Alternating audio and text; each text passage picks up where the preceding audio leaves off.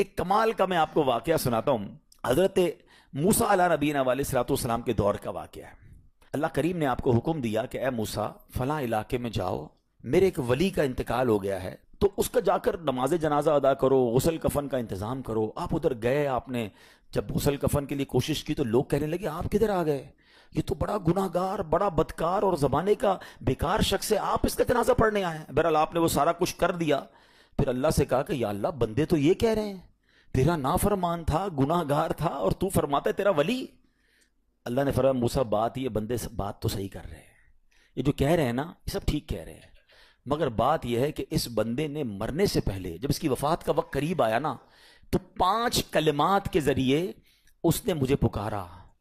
اے موسیٰ میں نے ان 5 کلموں کی وجہ سے اس کی مغفرت فرما دی. حضرت موسیٰ نے کہا یا اللہ مجھے 5 سینٹنس بتا دے, مجھے وہ 5 کلمات بتا دے کہ صدیاں گناہ کر کے اتنے بڑے گناہ گار کو صرف 5 کلموں کے لیے بخش دیا تو نے. اب ذرا ان 5 سینٹنس کی خوبصورتی, ڈیپتھ اور اللہ سے کنیکٹیوٹی سمجھیے گا. کاش یہ بات سمجھ آ جائے کہ توبہ کہتے کس کو ہیں, اللہ سے کنیکٹیوٹی کسے کہتے ہیں. ہم کانوں کو ہاتھ لگانا یا اللہ میری توبہ, ہمارے تو سٹائل ہی دوسرے ہیں نا. توبہ کسی اور شے کا نام ہے. توبہ کے لیے کوئی بہت بڑا اہتمام کرنے کی ضرورت نہیں ہے, بس دل سے ایک بار پکارنے کی ضرورت ہے. سچی پکار ہو جائے, ایک بار سچی کنیکٹیوٹی ہو جائے, وہ کریم پچھلے سارے گناہ معاف فرما دیتا ہے. اس پتہ ہے گناہ گار نے وہ 5 جملے کیا کہے, وہ کہتا ہے اے اللہ تو جانتا ہے کہ میں نیکوں سے محبت کرتا ہوں اگرچہ خود نیک نہیں ہوں. ذرا سوچئے, میں خود نیک نہیں ہوں مگر تو جانتا ہے مجھے نیکوں سے پیار بڑا ہے. دوسرا سینٹنس کیا تھا, یا اللہ تو جانتا ہے میں گناہ گاروں سے بغض رکھتا ہوں, فاسقوں سے بغض رکھتا ہوں حالانکہ میں خود گناہ گار ہوں. سمجھ رہے بات کو, اپنے گناہوں کا اعتراف, اقبال جرم ہے. بندے کو کہو تو گناہ گار, بولتا ہے میں کدھر گناہ گار بھائی, مجھ سے بڑا تو نیکی کوئی. ہم تو پہلے یہی ماننے کے لیے تیار نہیں کہ میرے گناہ کتنے ہیں. اللہ کی بات دنیا سے چھپا لو, اللہ سے چھپتا نہیں کچھ. ادھر اقبال کریں, ادھر مانے, ایکسپٹ کریں. ہاں دنیا کی عدالت میں اگر ہم کہیں جا کے اپنا جرم ایکسپٹ کر لیں سزا سنائی جاتی ہے. سبحان اللہ, میرے رب کی رحمت کے انداز ہی نرالے ہیں, اس کی عدالت کے دستور نرالے ہیں. کوئی سچے دل سے جا کے مان لینا یا اللہ میں سب سے بڑا گناہ گار, اس کی رحمت اس کی بخشش فرما دیتی ہے. اس نے کہا کیا کہا, یا اللہ ہوں بڑا گناہ گار, میں گناہ گاروں سے نفرت رکھتا ہوں مگر مولا خود بھی گناہ گار ہوں. تیسرا جملہ کیا تھا, یا رب اگر مجھے معلوم ہو جائے نا کہ میرے جنت میں داخل ہونے سے تیری ملکیت میں کوئی کمی آ جائے گی تو پھر میں تیری جنت کا کبھی تجھ سے سوال نہیں کروں گا, کیونکہ مجھے پتا ہے تیری جنت بہت بڑی ہے. مجھے داخل کر کے تیرا کچھ بھی نہیں جانا, تیرا کچھ نہیں جانا, میرا بیڑا پار ہو جانا ہے. تو پھر میں تجھ سے کیوں نہ مانگوں, مجھے بخشنے میں تیرا کیا جائے گا, تو کریم, تیری جنت بہت بڑی, تیری رحمت بہت بڑی. تو یا اللہ مجھے اگر یہ معلوم ہو جائے کہ مجھے جنت میں داخل کرنے سے تیری ملکیت تھوڑی ہو جائے گی پھر میں جنت نہیں مانگوں گا. چوتھا سینٹنس کیا تھا, یا رب اگر مجھے معلوم ہو جائے کہ میرے جہنم میں داخل ہونے سے تیری ملکیت میں اضافہ ہو جائے گا تو میں جہنم سے تیری پناہ بھی نہیں مانگوں گا. اگر جہنم میں ڈالنے سے تیری ملکیت میں, تیرے ملک میں اضافہ ہو رہا ہے تو پھر مجھے ڈال دے جہنم میں راضی ہوں, مگر مجھے پتا ہے کہ مجھے جہنم میں ڈالنے سے تیری ملکیت میں کوئی اضافہ نہیں ہوگا. تو ویسے ہی مالک ہے, تو ویسے ہی خالق ہے, سب کچھ تیرا ہے. اور آخری جملہ سنیے, وہ کیا کہتا ہے, یا رب اگر تو مجھ پر رحم نہیں کرے گا تو پھر کون کرے گا.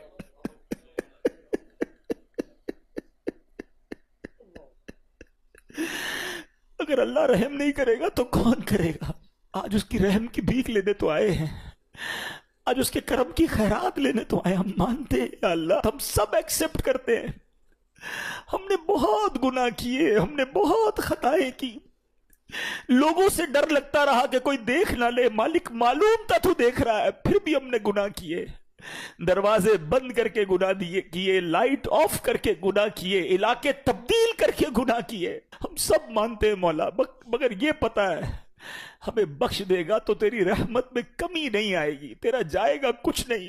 ہم بھی تیرے بندے ہیں, ہم بھی تیرے بندے ہیں, تیرے محبوب کے امتی ہیں مولا. تو رحم نہیں کرے گا تو کون رحم کرے گا. حاصل کریں. جب حضرت عبدالرحمن بن عوف کو ہوش آیا نا تو لوگوں نے کہا کہ آپ کی طبیعت کیسی ہے, تو آپ نے کہا کیا مجھ پر غشی طاری ہو گئی تھی, تو کہا جی. تو کہتے ہیں بے شک میری بے ہوشی میں میرے پاس 2 فرشتے آئے اور کہنے لگے تم چلتے نہیں کہ ہم تمہیں خدا کی بارگاہ میں لے جائیں. اور تمہارے بارے میں فیصلے لیے جائیں. دوسرے فرشتے نے کہا انہیں لوٹا دو, یہ ان افراد میں سے ہے جن کے لیے ان کی ماؤں کے پیٹ میں ہی سعادت مندی لکھ دی گئی تھی, اور ان قریب اللہ تعالیٰ ان کے ذریعے ان کی اولاد کو جب تک چاہے گا نفع دے گا. اس کے بعد آپ رضی اللہ تعالیٰ عنہ 1 مہینہ مزید زندہ رہے, اس کے بعد انتقال ہوا. تو پتہ چلا کہ آپ کی والدہ نے نماز پڑھی, اللہ سے مدد مانگی, اور آپ کو اللہ نے ایک نئی زندگی عطا فرمائی. تو آپ اپنی زندگی میں اس پریکٹس کو آج اس آیت سے دیکھیں, ہم نے کرنا کیا ہے. ہم جب بیان میں آئیں تو صرف بیان نہیں سننا ہے, ہم نے اللہ نے مجھے کہا کیا ہے. ہم اس ٹاپک کو لے کے اسی لیے چل رہے ہیں نا کہ میرے رب نے ڈائریکٹلی مجھ سے کیا بات کی ہے. تو آج اس آیت میں یہ لیسن مل رہا ہے کہ جب کسی پرابلم میں ہے, کلیمٹی میں ہیں, تو اللہ کی طرف جانا ہے اور نماز سے مدد چاہنی ہے. وَاسْتَعِينُوا بِالصَّبْرِ وَالصَّلَاةِ. اچھا اب آپ دیکھیں پیارے آقا کی نماز کی کیسی عادت تھی. بادل گرجتے تھے, آندھی چلتی تھی, کسی بری خبر کی اطلاع آ رہی ہوتی تھی, نبی پاک نماز کی طرف چلے جاتے. اچھا مجھے بتائیں نماز استسقاء کیا ہے؟ بارش نہیں ہو رہی ہے, پیارے آقا نماز پڑھا رہے ہیں. سورج گہن ہو رہا ہے, نبی پاک نماز پڑھا رہے ہیں. چاند گہن ہو رہا ہے, پیارے آقا نماز کی طرف. یعنی کس قدر اللہ کی طرف رجوع ہے. And whenever anything bad happen یا گوئنگ ٹو بیڈ ہیپن, ہونے والی لگ رہی ہے, کچھ بڑا ہونے والا ہے. ہمیں بھی تو خبریں آ رہی ہوتی ہے نا کہ بھائی کل بہت شدید بارش ہوگی, اللہ نہ کرے کوئی اور بری خبر ایکسپیکٹیشن ہے. آپ کو کاروبار میں کوئی ایسی خبر آنے کا ڈر ہے, یا آپ کی کوئی شپمنٹ جاری ہے, واٹ ایور آپ چاہتے ہیں ہر چیز بہتر ہو جائے. قرآن نے فارمولا دیا نا, وَاسْتَعِينُوا بِالصَّبْرِ وَالصَّلَاةِ. اللہ نے ڈائریکٹلی مجھے اور آپ کو کہا ہے.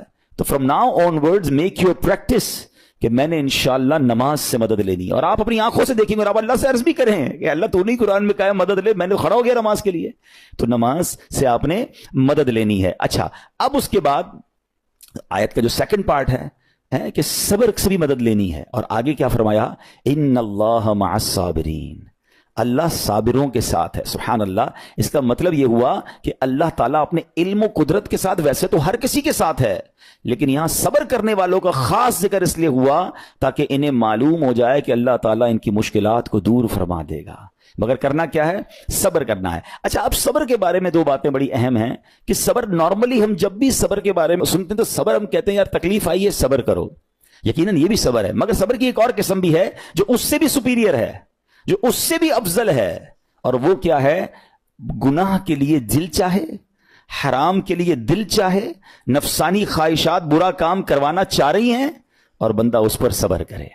یہ صبر جو ہے نا یہ شریعت کو اور محمود ہے اور بڑا افضل ہے کہ انسان کو جی چاہے کہ فلاں گناہ کرنا ہے مگر وہ اس پر صبر کرے. اور دوسرا صبر وہی ہے جو ہم جانتے ہیں کہ کوئی مصیبت آ جائے, کوئی آفت آ جائے, کوئی ہمارا اللہ نہ کرے کسی سے لڑائی ہو جائے, ہمیں کوئی برا بلا کہے, ہم اسے معاف کر دیں, صبر کریں. یا جسمانی تکلیف ہے, کاروبار میں پرابلم ہے, ہم اللہ کی رضا پر راضی رہیں. تو یہ 2 قسم کے صبر ہیں.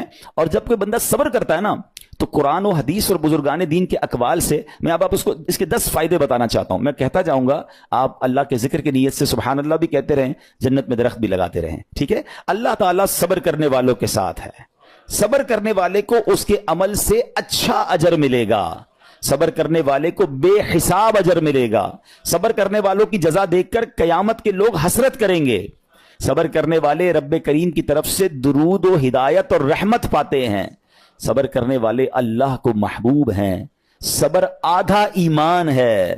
صبر جنت کے خزانوں میں سے ایک خزانہ ہے. صبر کرنے والے کی خطائیں مٹا دی جاتی ہیں, اور صبر ہر بھلائی کی کنجی ہے. اب آتے ہیں ان دونوں صبر کو تھوڑا سا ڈیفائن کرتے ہیں. ایک نفسانی خواہشات, گناہ کا جی چاہتا ہے, کیونکہ نفس ہے نا وہ تو ہر وقت موج مستی چاہتا ہے, وہ تو ہر وقت چاہتا ہے جناب بس یہ بھی کام کر لوں وہ بھی کر لوں. اب مجھے یہ دیکھنا ہے کہ میرا یہ کام اللہ کو راضی کرے گا یا رب کو ناراض کر دے گا. لیکن جو نفسانی خواہشات پر صبر کرتا ہے نا, گناہ سے اپنے آپ کو بچاتا ہے, قرآن کیا کہتا ہے, وَأَمَّا مَنْ خَافَ مَقَامَ رَبِّهِ وَنَهَى النَّفْسَ عَنِ الْهَوَىٰ فَإِنَّ الْجَنَّةَ هِيَ الْمَأْوَىٰ. اور رہا وہ جو اپنے رب کے حضور کھڑے ہونے سے ڈرا اور نفس کو خواہش سے روکا تو بے شک جنت ہی اس کا ٹھکانہ ہے. دل چاہ رہا ہے, شیطان کہہ رہا ہے کر لے, کوئی دیکھنے والا نہیں ہے, علاقہ بھی چینج کر لیا, شہر بھی تبدیل ہو گیا, nobody here to watch you, مگر اللہ دیکھ رہا ہے. اچھا نارملی اگر غور کریں ہم گناہ کرتے کیوں ہیں؟ جتنے بھی گناہ ہیں, what ever the list of گناہ اٹھائیے, کوئی شراب پیتا ہے, کوئی بدکاری کرتا ہے, معاذ اللہ کوئی جوا کھیلتا ہے, کوئی جناب بے حیائی کرتا ہے, گندی چیزیں دیکھتا ہے یا جھوٹ بولتا ہے, واٹ ایور, ان تمام گناہوں میں تھوڑی سی لذت ہے, ٹیسٹ. ٹھیک ہے, غیبت میں بھی ٹیسٹ ہے, بلکہ کتابوں میں آیا کہ غیبت میں شراب سے بھی زیادہ مزہ ہے, جبھی تو بندہ چھوڑتا نہیں ہے. اچھا لیکن یہ تمام ٹیسٹ میں ایک بڑی اہم بات اب میں کہنے جا رہا ہوں. یہ بزرگ نے بڑی کمال کی 1 لائنر ہمیں دے دیا ہے. وہ کہتے ہیں کبھی بھی لذت کے لیے گناہ مت کرنا, کیونکہ لذت ختم ہو جائے گی, گناہ کا جواب اور پنشمنٹ باقی رہ جائے گی. اب آپ اس فارمولے کو سامنے رکھیں کہ جب بھی ہم گناہ کرتے ہیں فیو منٹس یا فیو آورز کی ایک انجوائمنٹ ہے, آفٹر دیٹ انجوائمنٹ ختم, مگر اس کا جواب باقی ہے, عذاب باقی ہے, اللہ نہ کرے اللہ ناراض ہوا تو پنشمنٹ باقی ہے. تو کیا فرمایا, انجوائمنٹ کے لیے گناہ مت کرنا, انجوائمنٹ ختم ہو جائے گی, عذاب باقی رہ جائے گا. اور اگلا سینٹنس کتنا خوبصورت ہے, فرماتے کبھی بھی تکلیف کی وجہ سے نیکی مت چھوڑنا, تکلیف ختم ہو جائے گی, اجر باقی رہ جائے گا. اب مثال دیتا ہوں, اس کی 2-3 ایگزامپل سمجھیے. گناہ کی ایگزامپل تو آپ سمجھ گئے کہ کوئی بھی تھوڑی دیر کا گناہ کرتا ہے, لذت پاتا ہے, وہ گناہ ختم, عذاب باقی. اب نیکی میں کیا ہوتا ہے, فجر کے لیے اٹھنا, نیند آ رہی ہے, دل نہیں چاہ رہا, آپ اٹھے, آپ نے وضو کیا, فجر پڑا, وہ اٹھنے کی تکلیف تو ختم ہو گئی نا, واپس سونا ہے تو سو جائیے, مگر فجر کا اجر اور ثواب باقی رہ گیا ہے. رمضان کے روزے ڈیفیکلٹ ہیں, لیکن افطار کے بعد تکلیف ختم ہو جاتی ہے, ہم کھاتے پیتے ہیں, موج کرتے ہیں, مگر ثواب باقی رہ جاتا ہے. کبھی کبھی آپ کو کوئی مسجد میں بلاتا ہے, یار چلو بھائی بیان ہو رہا ہے, اجتماع ہو رہا ہے, کوئی نیکی کی بات ہو رہی ہے, نہیں یار دل نہیں چاہ رہا, آپ آ گئے, آدھے 1 گھنٹہ بیٹھے, پھر چلے گئے, وہ آپ کا جو ٹینشن تھا یا پریشر تھا وہ ختم ہو گیا, مگر ثواب باقی رہ گیا. تو اب اس فارمولے کو یاد رکھیے گا, جب بھی گناہ آپ کی طرف آئے نا, آپ سوچیں کتنی دیر کا فائدہ ہے, 1 گھنٹہ دوستوں کے ساتھ بیٹھوں گا, بری باتیں کروں گا, 2 گھنٹے فلم دیکھوں گا, 2 ڈھائی 3 گھنٹے, بس اس کے بعد جواب تو باقی ہے نا, قیامت تک اللہ کو جواب دینا پڑے گا. نہیں یار مجھے انجوائمنٹ کے لیے گناہ نہیں کرنا ہے. اور جب کوئی نیکی کا کام آئے اور آپ کو لگے یار دل نہیں چاہ رہا, مزہ نہیں آ رہا, بوریت ہوگی, چھوڑنا یار, تو بندہ سوچے کتنی دیر کی نیکی ہے, آدھے گھنٹے کی, 1 گھنٹے کی, بس 2 گھنٹے کی, اور ثواب باقی رہ جائے گا. Let's do it.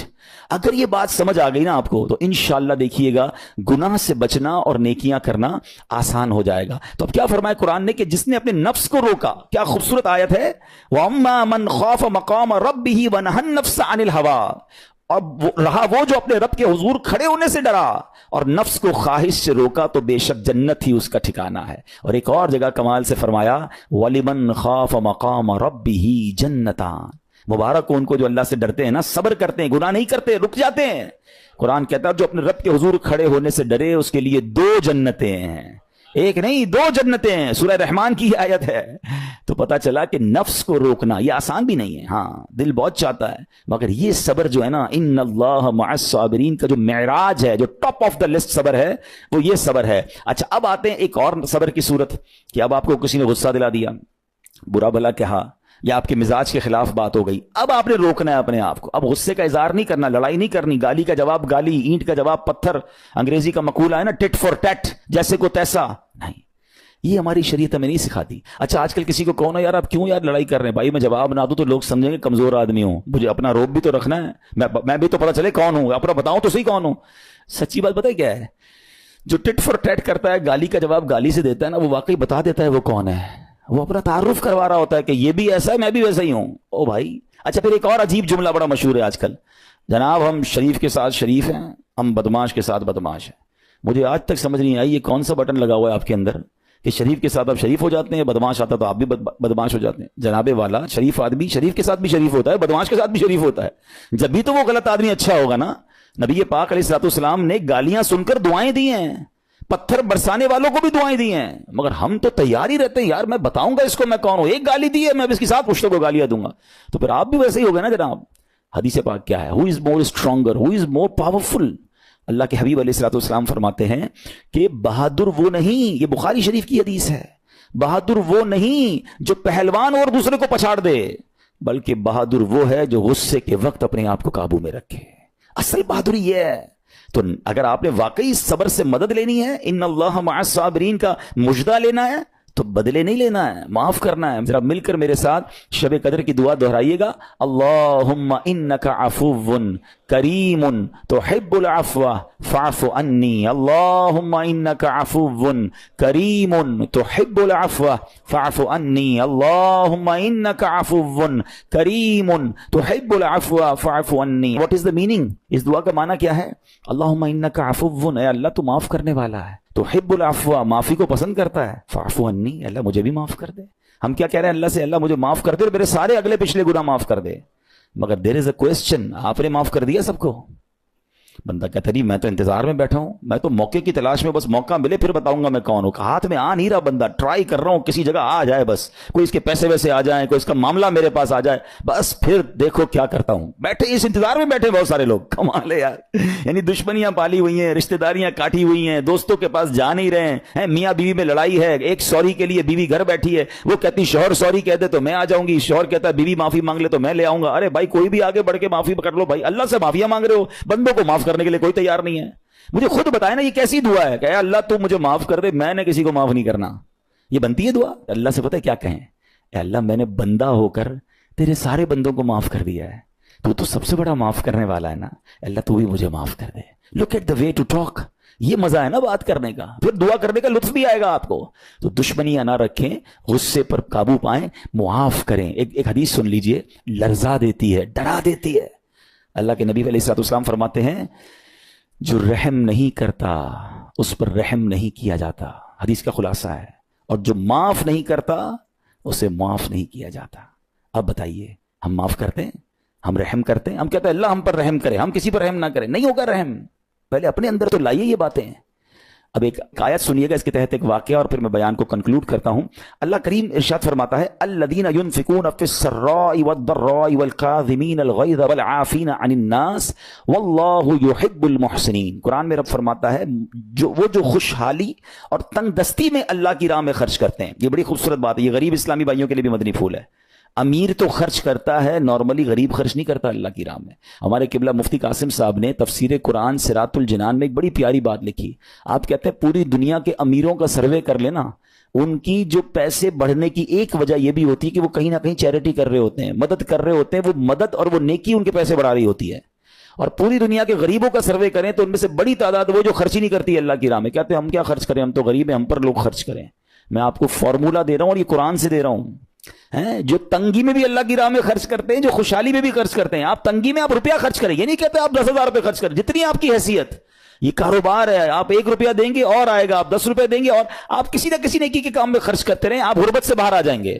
If you want to take out yourself from that problem, آپ آئیں اللہ کی راہ میں خرچ کرنا شروع کریں. قرآن کہہ رہا ہے کہ جو تنگی اور خوشحالی میں اللہ کی راہ میں خرچ کرتے ہیں. اور اگلا پارٹ کتنا خوبصورت ہے, فرمایا والکاظمین الغیظ والعافین عن الناس, فرمایا اور غصہ پینے والے اور لوگوں سے درگزر کرنے والے. انعام کیا ہے, واللہ یحب المحسنین, اور اللہ نیک لوگوں سے محبت فرماتا ہے. اور پھر ہاں زندگی میں کلیمٹیز, پرابلم, بیماریاں, مشکلیں, قرآن خود کہتا ہے کہ من قریب تمہیں آزمائیں گے. کبھی بیماری آئے گی, کبھی بھوک آئے گی, کبھی مال کم ہو جائیں گے, کبھی ڈسٹربنس آئے گی, خوف آ جائے گا.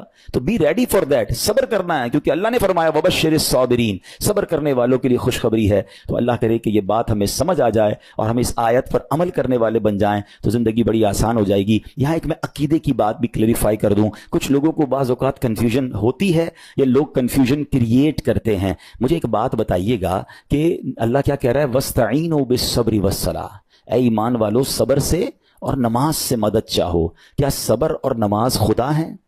بتائیے, نہیں ہے نا, اللہ تو نہیں ہے. ہم صبر اور نماز کی عبادت تو نہیں کرتے. تو جب قرآن کہہ رہا ہے کہ صبر اور نماز سے مدد مانگو, تو غیر اللہ سے مدد مانگنے کا درس تو ہمیں قرآن دے رہا ہے. تو اس کا مطلب یہ ہوا کہ اللہ کے سوا کسی چیز سے یا کسی شخصیت سے مدد لینے کا مقصد یہ نہیں ہوتا کہ ہم اس کی عبادت کر رہے ہیں.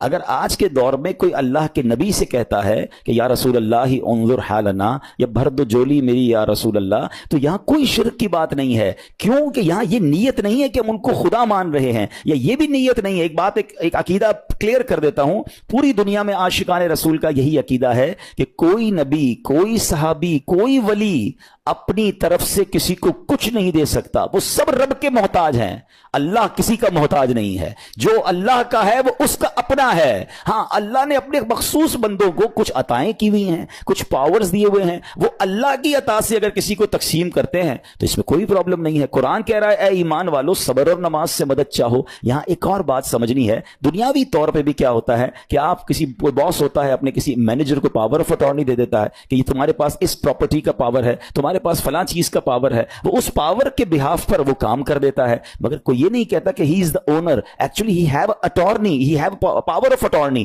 بالکل ہمارا بھی عقیدہ یہ ہے کہ اللہ نے اپنے کچھ مخصوص بندوں کو, اپنے پیاروں کو کچھ اختیارات عطا فرمائے ہیں, اور جب وہ ان اختیارات پر عمل کرتے ہیں تو ایکچولی وہ اللہ ہی کی عطا ہے. ہاں دنیا میں اگر کوئی یہ سمجھتا ہے کہ کوئی شخصیت یا کوئی بزرگ یا کوئی اللہ والے اپنی طرف سے دیتے ہیں, رب کا اس میں کوئی دخل نہیں, تو یہ شرک ہے, یہ بات درست نہیں ہے. ہمارا سب کا عقیدہ یہ ہے کہ جو کچھ دنیا میں اگر کسی ولی نبی صحابی کے پاس ہے وہ رب کا دیا ہوا ہے, رب کی عطا ہے, رب ان کو دیتا ہے, رب کو کوئی نہیں دیتا. رب کے پاس جو کچھ ہے وہ اس کا اپنا ہے. تو یہ کانسیپٹ بھی کلیئر ہوتا ہے قرآن پاک کی اس آیت سے.